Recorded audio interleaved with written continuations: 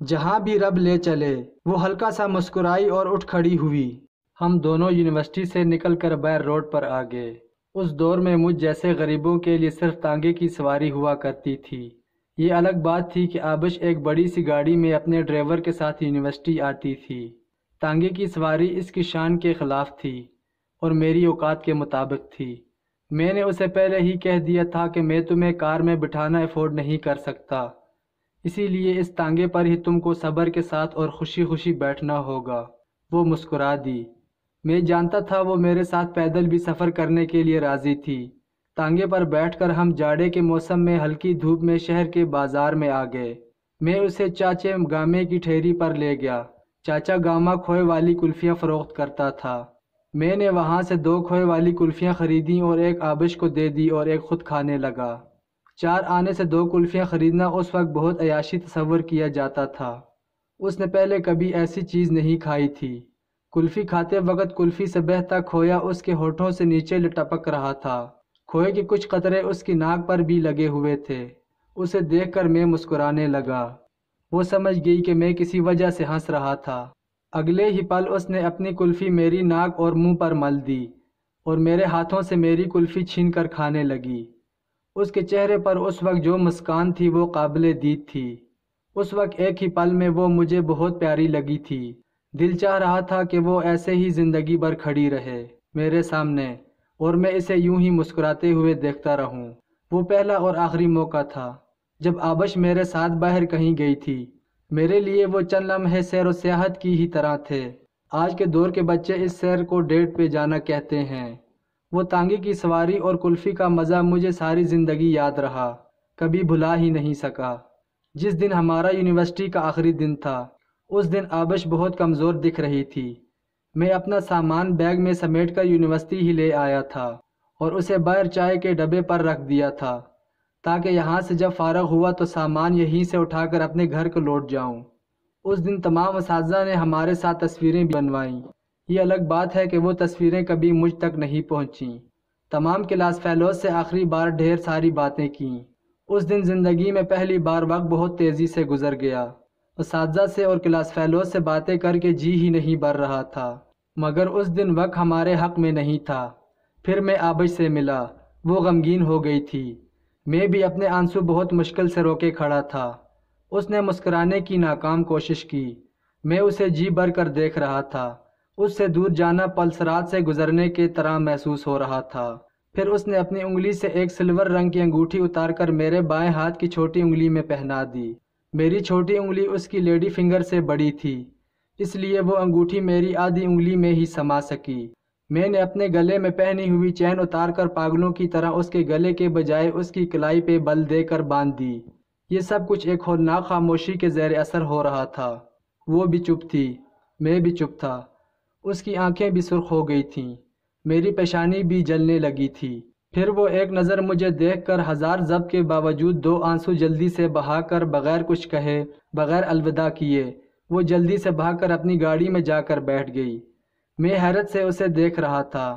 اس کی گاڑی میری آنکھوں کے سامنے وہاں سے اسے لے کر چلی گئی اور میں وہیں حیرت کا مجسمہ بنے اس کی گاڑی کو خود سے دور جاتا دیکھتا رہا۔ میں نے سوچا تھا کہ وہ اس آخری دن مجھ سے ڈھیروں باتیں کریں گی، ہر ہفتے بعد یا کم از کم 1 مہینے بعد خط لکھنے کا وعدہ ضرور لے گی، اور اس آخری دن وہ مجھ سے مصنوعی جھگڑا کر کے مجھے ہماری پہلی ملاقات کی ضرور یاد دلائے گی۔ مگر اس نے میری امید کے مطابق کچھ نہیں کیا تھا۔ جانے اس کے ذہن میں کیا چل رہا تھا۔ میں نے آخری بار اپنی یونیورسٹی کے گیٹ کو دیکھا، دل مٹھی میں آ گیا تھا۔ پھر بے اختیاری کے عالم میں 2 آنسو بہاتے ہوئے میں نے یونیورسٹی کو الوداع کہا اور اپنا سامان اٹھا کر تانگے پہ رکھا اور اپنے گھر کی راہ لی۔ ریل کے ڈبے میں بیٹھا میں اپنی یونیورسٹی اور اپنے سبھی دوستوں سے بہت دور جا رہا تھا۔ خوشیوں اور لاپرواہی کا دور اپنے اختتام کو پہنچ گیا تھا۔ گھر آ کر اپنوں سے اتنے لمبے عرصے بعد مل کر بھی خوشی نہیں ہو رہی تھی، نہ جانے کیوں۔ کچھ عرصے بعد گھر والوں نے شادی کا کہا تو میں نے انکار کر دیا۔ انکار کرنے کی وجہ مجھے خود معلوم نہیں تھی، لیکن پھر کچھ عرصہ اور گزرا تو ابا نے روایتی والد کی طرح اپنی پگڑی میرے قدموں میں ڈال دی اور بولے کہ بیٹا تمہیں میری عزت کا واسطہ ہے، شادی کر لو۔ بس پھر مجھ جیسے دیسی بندے کو اپنی باپ کی عزت کی لاج رکھنا پڑی اور کچھ دنوں بعد میری شادی ہو گئی۔ شادی ہونے کے بعد بھی میں آبش کو بلا نہیں پایا۔ اس کی دی ہوئی انگوٹھی میری انگلی میں تھی۔ انگوٹھی تنگ ہونے کی وجہ سے میری انگوٹھی پر اس انگوٹھی کے گہرے نشان بن گئے تھے۔ وہ نشان مجھے آبش کی یاد دلاتے تھے۔ جب بھی اس کی یاد آتی میں گھر سے باہر نکل کر پہاڑوں پر کی اونچائی پر چلا جاتا۔ وہاں جا کر میں بے خود سا ہو کر زور زور سے آبش آبش پکارنے لگتا۔ میں نہیں جانتا تھا کہ میں ایسا کیوں کرتا تھا۔ یہ بھی نہیں جانتا تھا کہ وہ مجھے یاد کرتی ہوگی یا نہیں۔ زندگی کسی بورنگ ریلوے اسٹیشن کی طرح ہو گئی تھی۔ نہ چاہتے ہوئے بھی ہمیں کسی بورنگ اسٹیشن پر اترنا پڑتا ہے، پھر وہیں سے اپنی منزل کی طرف بڑھنا ہوتا ہے۔ میں بھی ایک بورنگ اسٹیشن پر اتر کر اپنی ناچاہی منزل کو پا چکا تھا۔ اس اسٹیشن پر بہت سے لوگ مجھ سے بچھڑ کر اپنی اپنی منزل کی طرف جا چکے تھے۔ وہ بھی اس اسٹیشن پر اتر کر مجھ سے جدا ہو گئی تھی۔ یقیناً اس کو بھی اس کی منزل مل گئی ہوگی۔ وقت کسی بے لگام گھوڑے کی طرح سر پٹ دوڑتا رہا۔ اس سارے عرصے میں بہت کچھ بدل گیا تھا۔ میں 2 بچوں کا باپ بن گیا تھا۔ ایک بیٹا تھا جس کا نام ایان علی تھا اور ایک بیٹی جس کا نام آبش تھا۔ میں نے سوچ رکھا تھا کہ میں اپنی بیٹی کو اس کا نام دوں گا، اسے کسی بھی صورت اپنے قریب رکھوں گا، ہر روز اس کو دیکھوں گا، پیار کروں گا، ڈھیر ساری باتیں کروں گا۔ شاید ایسا کرنے سے میرے دل کو کچھ سکون مل سکے۔ ایک سردیوں کے جاڑے والی شام میں لاہور کی مارکیٹ میں کسی کام سے گیا تھا، جب مجھے اپنے سامنے ایک خاتون بہت دیر سے مجھے تکتی نظر آئی۔ اس کے چہرے پر نقاب تھا مگر اس کی آنکھیں جانی پہچانی تھیں۔ ایک دم سے میرے ذہن میں دھماکہ سا ہوا۔ آبش، میں نے دل ہی دل میں کہا تھا۔ دفعتاً ہی اس خاتون نے اپنے چہرے سے نقاب ہٹا دیا۔ اس کا ایسا کرنا تھا کہ میرا دل مٹھی میں آ گیا۔ وہ وہی تھی آبش، میری دوست، میری سہیلی، میری بے چینی کی اکلوتی وجہ۔ میں حیرت سے اس کو دیکھتا جا رہا تھا۔ وہ چلتی ہوئی میرے سامنے آ گئی۔ وہ بھی مجھے بڑی حسرت بھری نظروں سے دیکھ رہی تھی۔ اس کی آنکھیں وہی کچھ بیان کر رہی تھیں جو وہ اس آخری دن کہہ نہیں پائی تھی۔ کیسے ہو آلف؟ اس کی آواز ایک لمبے عرصے بعد سنتے ہی دل کو سکون مل گیا تھا۔ میں نے ایک پل کے لیے سکون سے آنکھیں بند کر لیں اور اس کی کوئل جیسی آواز کو اپنے دل میں قید کرنے لگا۔ میں ٹھیک ہوں، تم سناؤ؟ میں بھی ٹھیک ہوں۔ یہاں کیسے آنا ہوا؟ بس ایک کام کے سلسلے میں اپنے مادر علمی شہر آنا پڑا۔ بس واپس جانے ہی والا تھا کہ تم نظر آ گئی۔ شادی کر لی؟ اس نے اچانک سے سوال کیا۔ میں نے دل پہ پتھر رکھتے ہوئے سر کو اصابت میں ہلا کر جواب دیا۔ ایک دم سے اس کے چہرے پر اسی جاڑے کی شام جیسا منظر بن گیا جیسا منظر اس آخری ملاقات کے موقع پر بنا تھا۔ کتنے بچے پیدا کر لیے؟ اس نے خود کو نارمل ظاہر کرنے کی ناکام کوشش کرتے ہوئے ہلکے سے مسکرا کر پوچھا۔ ایک بیٹا اور ایک بیٹی، میں نے مختصر جواب دیا۔ کیا نام ہے تمہارے بچوں کا؟ نہ جانے وہ کیا پوچھنے کی صحیح کر رہی تھی۔ بیٹے کا نام ایان علی ہے، بیٹی کا نام بتاتے ہوئے شرم آتی ہے، اس نے ہنستے ہوئے کہا تھا۔ آبش، ہاں بولو، سن رہی ہوں میں۔ اس نے سمجھا تھا کہ میں اس سے مخاطب ہوں۔ میری بیٹی کا نام آبش ہے۔ میں نے گہری نظروں سے آبش کو دیکھا جس کی ہنسی ایک دم سے رک گئی تھی اور وہ بہت زیادہ حیرت اور سنجیدگی میں مبتلا ہو گئی تھی۔ وہ کچھ نہیں بولی، صرف مجھے پیار بھری نظروں سے دیکھتی رہی۔ چلو آؤ، میں تمہیں ایک جگہ پر لے کر چلتی ہوں۔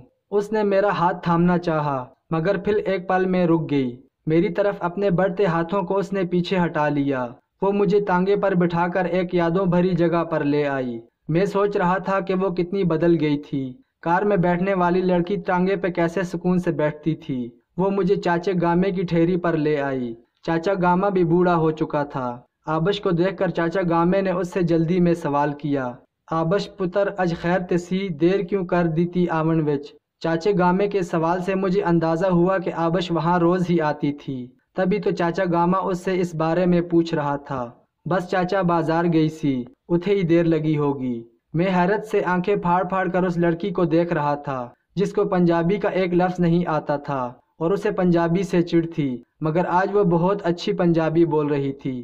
پھر آبش نے اپنے پرس سے 4 آنے نکال کر چچا کو دے دیے۔ چچا نے اسے 2 کھوئے والی کلفیاں دیں اور بولے، پتر کدی تے دونوں کلفیاں کھا لیا کر، بس ایک ہی کھاندی ہیں، دوجی نو بس تکدی رہندی ہیں۔ چاچے کی بات نے میرے دل پہ ضرب سی لگائی تھی۔ وہ کیا تھی، وہ کیا بن گئی تھی؟ چاچے کو آبش بہت پسند تھی، اس لیے وہ اس دور میں جب 10 روپے میں بھی ایک کلفی نہیں ملتی تھی، وہ 4 آنے میں 2 کلفیاں اسے دیتے تھے۔ جانے آبش نے چچا سے اس 4 آنے کے بارے میں کیا بتا رکھا تھا۔ آبش نے ایک کلفی خود لے لی اور دوسری کلفی میری طرف بڑھا دی۔